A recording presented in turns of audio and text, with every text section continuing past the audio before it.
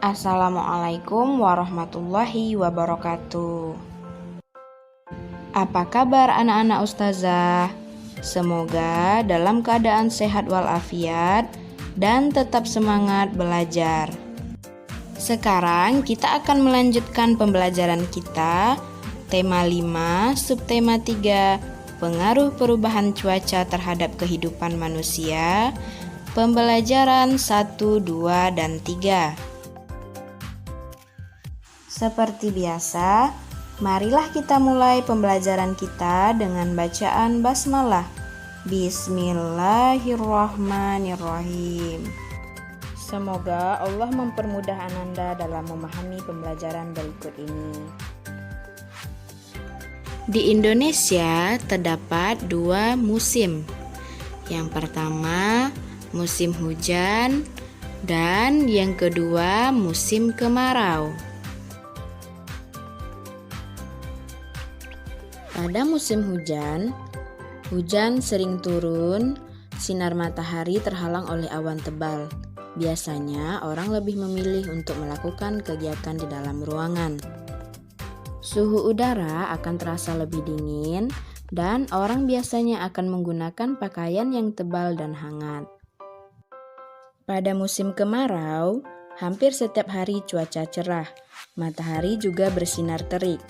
Orang-orang dapat melakukan kegiatan di luar ruangan. Petani akan menjemur padinya hingga kering. Nelayan juga menjemur ikan hasil tangkapannya untuk dibuat ikan asin. Petani garam mulai membuat ladang-ladang untuk membuat garam. Cuaca yang cerah juga adalah waktu yang tepat untuk para nelayan pergi ke laut. Ketika cuaca cerah, udara terasa panas. Orang biasanya akan menggunakan pakaian yang lebih menyerap keringat. Selain itu, ada juga yang menggunakan pelindung kepala, seperti topi atau payung. Ketika musim hujan turun, kita tidak bisa bebas melakukan kegiatan di luar rumah. Meskipun demikian, banyak kegiatan yang dapat dilakukan di dalam rumah. Misalnya, mengulang kembali pelajaran di sekolah seperti yang dilakukan Nina. Nina mengulang kembali pelajaran tentang penjumlahan pecahan. Ayo kita belajar bersama Nina. Anak-anak ustazah, kita akan belajar tentang penjumlahan pecahan. Kita langsung ke contoh ya nak. Pecahan 2/4 ditambah 1/4. Di dalam penjumlahan pecahan, yang pertama harus kita lihat adalah penyebutnya. Jika penyebutnya sama, kita cukup menjumlahkan pembilangnya saja ya nak. Nah, di sini kita lihat penyebutnya sama-sama 4. 2/4 ditambah 1/4. Penyebutnya sama-sama 4. Jadi, yang perlu kita jumlahkan adalah pembilang, yaitu 2 ditambah 1. 2 ditambah 1 sama dengan 3. Karena penyebutnya sama, cukup kita pindahkan saja ya nak. Pindahkan ke hasilnya. Nah, contoh yang kedua, pecahan 6/12 ditambah 4/12. Nah, penyebutnya sama-sama 12. Sekarang kita jumlahkan pembilang, yaitu 6 ditambah 4. 6 ditambah 4 sama dengan 10. Untuk penyebut kita tinggal pindahkan saja 12. Nah, jadi hasilnya 2/4 ditambah 1/4 sama dengan 3/4. Dan 6/12 ditambah 4/12 sama dengan 10/12. Selain mengulang pelajaran, di rumah juga kita bisa membuat gambar dekoratif. Gambar dekoratif adalah gambar hiasan atau corak. Biasanya digunakan untuk menghias permukaan suatu benda, misalnya karpet, kain, atau dinding. Unsur-unsur gambar dekoratif antara lain garis, bentuk, dan warna. Yang pertama, garis. Garis adalah merupakan kumpulan titik-titik. Garis dapat dibuat bermacam-macam. Misalnya, macam-macam garis berikut: garis mendatar, garis tegak, garis miring, garis lengkung, garis bersilang, garis sejajar, garis zigzag, garis spiral, dan garis gelombang. Yang kedua, bentuk. Bentuk yang dapat dibuat bermacam-macam. Misalnya bentuk persegi, lingkaran, segitiga, dan segi lima. Unsur karya dekoratif yang lain adalah warna. Ada warna merah, hijau, dan kuning. Warna-warna tersebut dapat menghasilkan warna lain jika dicampur, seperti yang ada pada buku halaman 64. Warna kuning jika dicampur dengan merah menjadi oranye. Kuning dicampur dengan biru menjadi hijau, dan merah dicampur dengan biru menjadi ungu. Pengaruh cuaca terhadap pekerjaan. Banyak pekerjaan yang dipengaruhi oleh keadaan cuaca.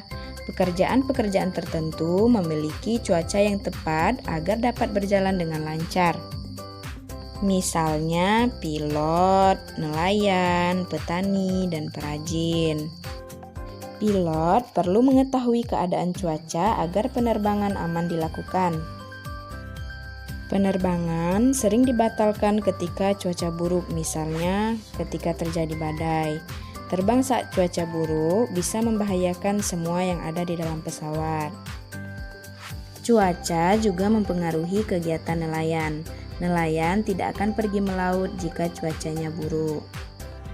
Misalnya, terjadinya badai yang menyebabkan gelombang air laut menjadi sangat tinggi. Keadaan tersebut dapat membahayakan nelayan di laut. Petani juga memerlukan cuaca yang tepat untuk bercocok tanam. Petani akan memulai menanam padi ketika musim hujan. Hal tersebut disebabkan karena tanaman padi memerlukan cukup banyak air. Nah, ketika musim kemarau, petani akan menanam tanaman yang lebih tahan panas. Contohnya mentimun, kacang panjang, jagung, dan umbi-umbian. Cuaca juga sangat mempengaruhi kegiatan perajin. Beberapa perajin membutuhkan sinar matahari dalam kegiatan mereka. Misalnya pembuat kerupuk, ikan asin, tembikar, batu bata, dan genting.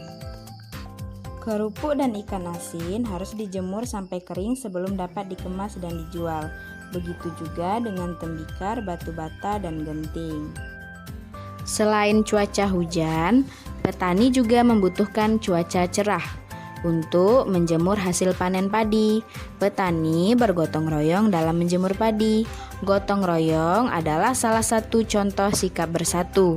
Contoh sikap bersatu lainnya adalah bermusyawarah ketika menyelesaikan masalah.